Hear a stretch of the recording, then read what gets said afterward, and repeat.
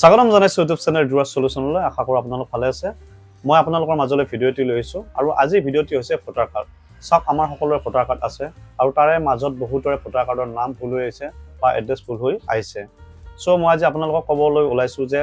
ভুল হৈ অহা নামবোৰ বা এড্ৰেছবোৰ কেনেকৈ আমি শুধৰাব পাৰো। তাৰ উপৰিও ভোটাৰ কাৰ্ডত আধাৰ কাৰ্ড কেনেকৈ লিংক কৰিব বা আপোনাৰ নম্বৰ কেনেকৈ লিংক কৰিব মই আজি আপোনালোকক ডিটেইলছ ক'বলৈ ওলাইছো। সো ভিডিঅ'টো আপোনালোকে স্কিপ নকৰাকৈ সম্পূৰ্ণকৈ চাই থাকিব। মই আপোনালোকক স্টেপ বাই স্টেপ দেখুৱাই যাম।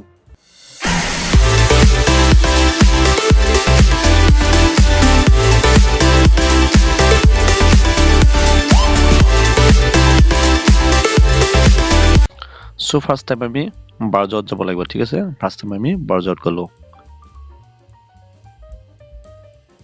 সো votars.eci.gov.in আমি সাৰ্চ কৰিব লাগিব ইয়াতে, ঠিক আছে। সাৰ্চ কৰাৰ পাছত ওপৰৰ ফালে থ্ৰী ডটত আপোনালোকে গৈ কিনে ডেস্কটপ সাইট কৰিব লাগিব। ডেস্কটপ সাইট কৰিলে আমাৰ সুবিধা হ'ব। ডেস্কটপ সাইট কৰি ললো। সো ইয়াতে যে লিখা আছে voter service portal election commission of India, ইয়াতে আমি ক্লিক কৰিব লাগিব। ক্লিক কৰিলো ইয়াতে, ঠিক আছে। ইয়াতে ভোটাৰ সাৰ্ভিস পোৰ্টেলৰ হোম পেজটো খোল খালে নিউ ইউজাৰ হয় তেতিয়াহলে কি কৰিব লাগিব, সাইন আপ কৰিব লাগিব। সো ইয়াতে সাইন আপ লিখা আছে, এইটো সো আপোনালোকে নিউ ইউজাৰ হলে সাইন আপ কৰিব লাগিব। যদি আৰু আগতে যদি আপোনালোকে ভোটাৰ কাৰ্ড শুধৰাইছে বা এনেকুৱা লগইন কৰি ৰাখিছিলে তেতিয়াহলে ইয়াতে ডাইৰেক্ট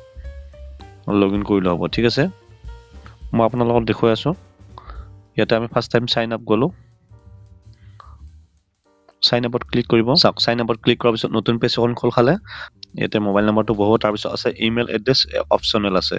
ইয়াতে ইমেইল এড্ৰেছটো বহুৱালেও বহুৱাব পাৰে, নবহুৱালেও নাই, ঠিক আছে। এইটো অপচনেল হয়, আপোনাৰ মৰ্জি যি কৰে, ঠিক আছে।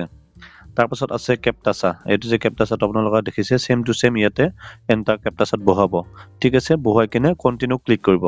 কন্টিনিউ ক্লিক কৰাৰ পাছত আপোনালোকৰ মোবাইল নাম্বাৰলৈ এটা ওটিপি যাব। তাৰ পাছত আপোনালোকৰ ওটিপিটো বহুৱাব। বহুৱাৰ পিছত পাছৱৰ্ডটো আপোনালোকে সেট কৰি ল'ব। যেতিয়া পাছৱৰ্ডটো সেট হ'ব, সেট হোৱাৰ পিছত আপোনালোকে কি কৰিব লাগিব, লগইন কৰিব লাগিব, ঠিক আছে। মোৰ যেহেতু লগইন আছে সো মই আপোনালোকক সাইন আপৰ প্ৰচেছটো কৈ দিলো। ৰেজিষ্টাৰ্ড মোবাইল নাম্বাৰ, আপোনালোকৰ যিটো নাম্বাৰ দিছিলে সেইটো নাম্বাৰ ইয়াতে বহুৱাব, ঠিক আছে। তাৰ পাছত আপোনালোকৰ পাছৱৰ্ডটো যি পাছৱৰ্ড বহুৱালে সাইন আপ কৰোতে সেই পাছৱৰ্ডটো বহুৱাব। বহুৱাই কিনে আপোনালোকে এই কেপটাচাটো সেম টু সেম ইয়াতে বহুৱাই দিব, ঠিক আছে। তাৰ পাছত ৰিকুৱেষ্ট ওটিপি, ঠিক আছে। ইয়াতে ওটিপিটো বহুৱালো আৰু ইয়াতে কি কৰিব লাগিব,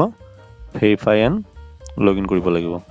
ইয়াতে ক্লিক কৰিলো ভেৰিফাই এণ্ড লগইনত। এতিয়া আমি কি কৰিব লাগিব, যেহেতু আমাৰ লগইন হ'ল, লগইন হোৱাৰ কাৰণে আপোনাৰ নামটো ইয়াতে আহি যাব, ঠিক আছে। এতিয়া আমি ইয়াতে বহুকেইটা অপচন দেখা পাম। আমি এইবোৰ চোৱাৰ দৰকাৰ নাই, যেহেতু আমি কি কৰিম, ভোটাৰ কাৰ্ড শুধৰাম, ঠিক আছে। সেইকাৰণে আমি ক'ত যাব লাগিব, ডাইৰেক্ট যাব লাগিব ফিল ফ্ৰম এড। এইটো আপোনালোকে দেখিছে না, ফিল ফ্ৰম এড, ইয়াতে ক্লিক কৰিব লাগিব। চাওক ক্লিক কৰাৰ পাছত কি আহিলে, application for self Aadhaar elector আহিছে। যদি আপুনি নিজৰ কাৰণে কৰিব বিচাৰিছে তেতিয়াহলে সেল্ফ কৰিব,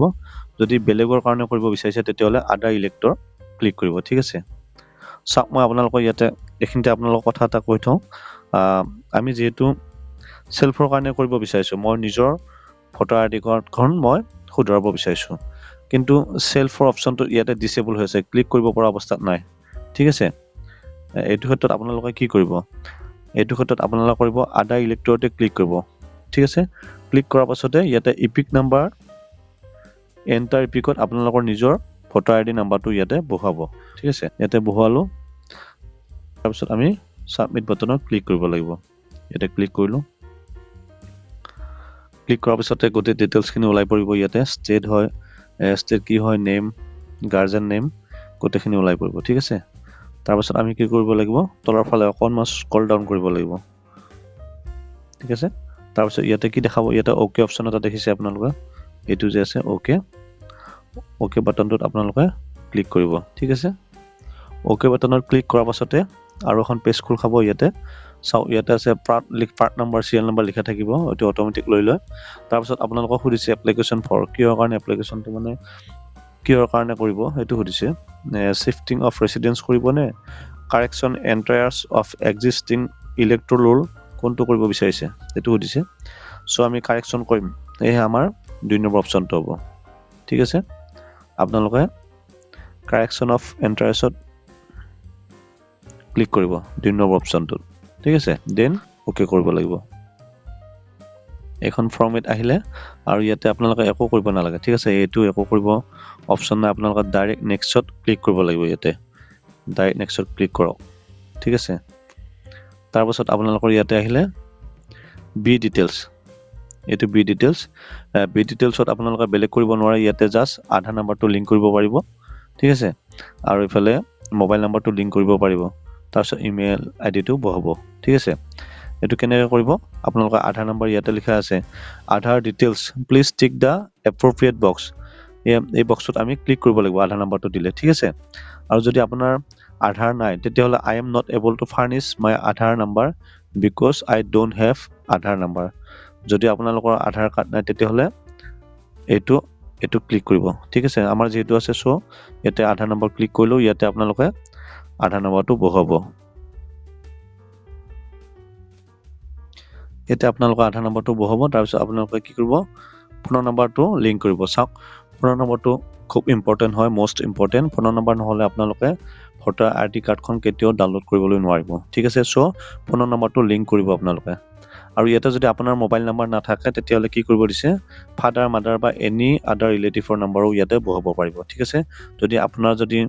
মোবাইল নম্বৰ নাই তেতিয়াহলে ইয়াতে ক্লিক কৰি কিনে বেলেগ ৰিলেটিভৰ ফোন নম্বৰটো দিব পাৰে সেলফত ক্লিক কৰি কিনে ইয়াতে মোৰ নিজৰ ফোন নম্বৰটো বহালো আপোনালোকৰ ইয়াতে ফোন নম্বৰটো বহাব দেন কি কৰিব লাগিব ইমেইল আইডিটো সেম টু সেম নিজৰটো দিলে নহলে আপোনালোকে ফাদাৰ মাদাৰ বা ৰিলেটিভৰ দিব পাৰে ঠিক আছে তাৰপিছত আমি কি কৰিব লাগিব ইন্টাৰ ইমেইল আইডিটো আপোনালোকে ইমেইল আইডিটো বহাব যাৰ ইমেইল আইডি আছে ঠিক আছে তাৰপিছত কি কৰিব প্ৰিভিয়াছ এণ্ড নেক্সট আছে আমি ইয়াতে নেক্সটতে ক্লিক কৰিব লাগিব ইয়াতে নেক্সটত ক্লিক কৰিলো এইটো শিফটিং অফ ৰেসিডেন্স আছে যে এটোত আপোনালোকে একো কৰিব নালাগে এটো আমাৰ কৰিবলগীয়া একো নাই যেহেতু আমি কাৰেকচন কৰিম সো আমি তললৈ আহিলো ঠিক আছে এটা লিখা আছে please correct my following details in electoral roll epic maximum of 4 it is লিখা আছে maximum of 4 entires particulars can be corrected সাইটাতকৈ বেছি আপোনালোকে কাৰেক্ট কৰিব নোৱাৰে ইয়াতে maximum সাইটা আপোনালোকে টিক কৰিব পাৰিব ঠিক আছে মোৰ নেমত প্ৰবলেম আছে সো মই নেমত টিক মাৰ্ক দিলো জেন্ডাৰ ঠিকে আছে মোৰ জেন্ডাৰ ঠিকে আছে ডেট অফ বাৰ্থ ঠিকে আছে ৰিলেশন টাইপ ঠিকে আছে কিন্তু ৰিলেটিভস নেমটো মোৰ ভুল হৈ আছে মোৰ ফাদাৰৰ টাইটেলটো ভুল হৈছে সো মই ইয়াতে ৰিলেটিভস নেমত ক্লিক কৰিলো এড্ৰেছ ঠিকে আছে মোবাইল নম্বৰ ইটো বহাম সো মোবাইল নম্বৰ টিক কৰিলো নেক্সট আহিলে আপোনালোকৰ the correct particulars in the entry to be corrected are as under ইয়াতে আপোনালোকৰ নামটো বহাব ফাৰ্স্ট নেমটো ঠিক আছে মোৰ ফাৰ্স্ট নেমটো বহালো তো তলৰ ভাগটোত আপোনালোকে কি কৰিব ইয়াতে ক্লিক কৰি দিব ঠিক আছে তলৰ বক্সত আপোনালোকে ক্লিক কৰিলে অসমীয়াত আপোনাৰ নামটো ধুনিয়াকৈ আহিব যদি অসমীয়াত আহোতে যদি কিবা ভুল হৈ আহে চাও এটা অসমীয়াত আহিছে এটো ইংলিশত লিখিছো এটো অসমীয়াত আহিছে অসমীয়াত আহোতে যদি কিবা ভুল হৈ আহে আপোনালোকে শুধৰাই লিখিব ঠিক আছে নেক্সট আহিলে সাৰনেম ইয়াতে আপোনালোকে টাইটেলটো লিখিব লাগিব ঠিক আছে মই মোৰ টাইটেলটো লিখি দিলো তাৰ পিছতে নেক্সট বক্সত ক্লিক কৰি দিলো ক্লিক কৰাৰ লগে অসমীয়াত আহি গল ঠিক আছে তাৰ পিছত আহিলে ৰিলেটিভস নেম মই ফাদাৰৰ নামটো লিখিম ইয়াতে ফাদাৰ্স নেম ঠিক আছে ফাদাৰ্স নেমটো মই লিখিলো তাৰ পিছত নেক্সট বক্সত ক্লিক কৰিলো ধুনিয়াকৈ ওলাইছে ঠিক আছে আপোনালোকে চাই লব যদি ইংলিশটো আপোনালোকে শুদ্ধকৈ লিখিব যদি অসমীয়াত যদি শুদ্ধকৈ আহে নে নাহে এটো চাই লব যদি নাহে তেতিয়ালে আপোনালোকে নিজে নিজে শুদ্ধকৈ লিখি লব নহলে আপোনালোকৰ আকৌ আগৰ দৰে ভুল হৈ আহিব ঠিক আছে ইয়াতে এবৰ ৰিলেটিভ সাৰনেম লিখিলো ইয়াতে এটো এনেকা দিলো আচ্ছা মোবাইল নম্বৰ আহিলে চাও মই আপোনালোকক কৈ উঠিলো এটো যে মোবাইল নম্বৰটো মোস্ট ইম্পৰ্টেন্ট হয় নহলে আপোনালোকে ভোটাৰ কাৰ্ড কেতিয়াও ডাউনলোড কৰিবলৈ নোৱাৰিব ঠিক আছে সো মোবাইল নম্বৰটো লিংক কৰিব আপোনালোকে মই ইয়াতে মোৰ নিজৰ মোবাইল নম্বৰটো বহালো আপোনালোকে বহাই ল'ব তাৰ পিছত তলৰ ফালে অলপ স্ক্ৰল ডাউন কৰিলো স্ক্ৰল ডাউন কৰোতে ইয়াতে কি লিখা আছে চাওক আপোনালোকে চাই লওক name of document in support of above claim attach maximum 2 MB এই চাওক এটো কি লিখা আছে maximum 2 MB and JPEG PNG PDF format only ঠিক আছে ম্যাক্সিমাম ফটোৰ বা যিকোনো ডকুমেন্টৰ 2 MB কৈ বেছি হ'ব নোৱাৰিব আৰু সেই ফাইলটো আমি কি কৰিব লাগিব JPG বা JPEG PNG বা PDF কৰিব লাগিব ঠিক আছে এটো আপোনালোকে বনাই লৈ লব তাৰপিছত টাইপ অফ সাপোৰ্টিং ডকুমেন্ট ইয়াতে সিলেক্ট ডকুমেণ্টত ক্লিক কৰিব ঠিক আছে যিকোনো এখন দিলেই হ'ব মই যেহেতু টাইটেলৰ প্ৰবলেম সো মই পান কাৰ্ডখন বনাই ৰাখিছো মই পান কাৰ্ডে মই দিম ঠিক আছে পান কাৰ্ডত মই ক্লিক কৰিলো ক্লিক কৰাৰ পিছত ইয়াতে আহিলে পান কাৰ্ড ক্লিক কৰিলো ইফালে পান কাৰ্ডৰ ফটোটো দিব লাগিব ঠিক আছে ইয়াতে চুজ ফাইল কৰিব লাগিব চুজ ফাইলত যাব লাগিব চুজ ফাইলত যোৱাৰ পাছত এনেকৈ গেলাৰীলৈ যাব আপোনালোকে য'ত আপোনালোকৰ ফটোটো বনাই ৰাখিছে বনাই থোৱা ফটোটো গেলাৰীৰ পৰা সিলেক্ট কৰিব ইয়াতে মই পান কাৰ্ডখন বহুৱালো তাৰপিছত নেক্সট আহিলে type of supporting document for relation name এইবাৰ আহিলে ৰিলেশ্যন নেম মই যেহেতু দুটা কৰিছিলোঁ এটা মোৰ নিজৰ কাৰণে কৰিছিলোঁ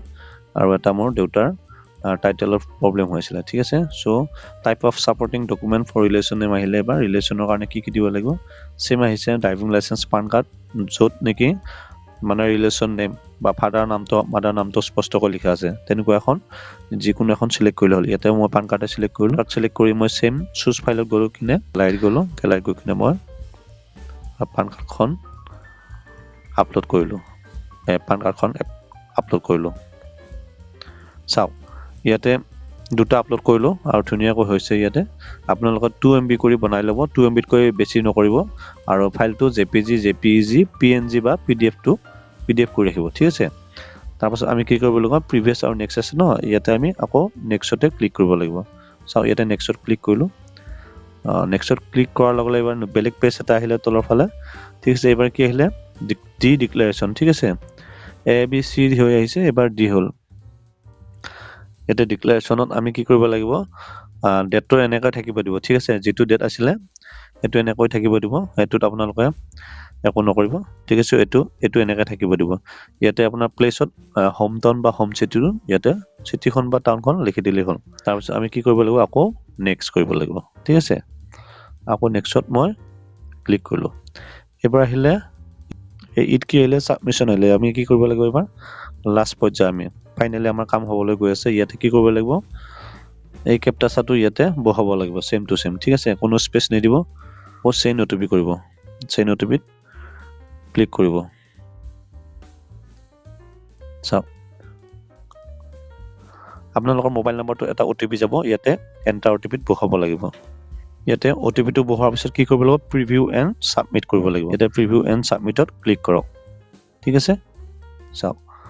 প্ৰিভিউ এণ্ড সাবমিটত ক্লিক কৰাৰ পাছত আমাৰ এখন ফৰ্ম ওলালে ফৰ্ম মানে এখন ফৰ্ম এইখন আহি গ'ল আপোনালোকে কি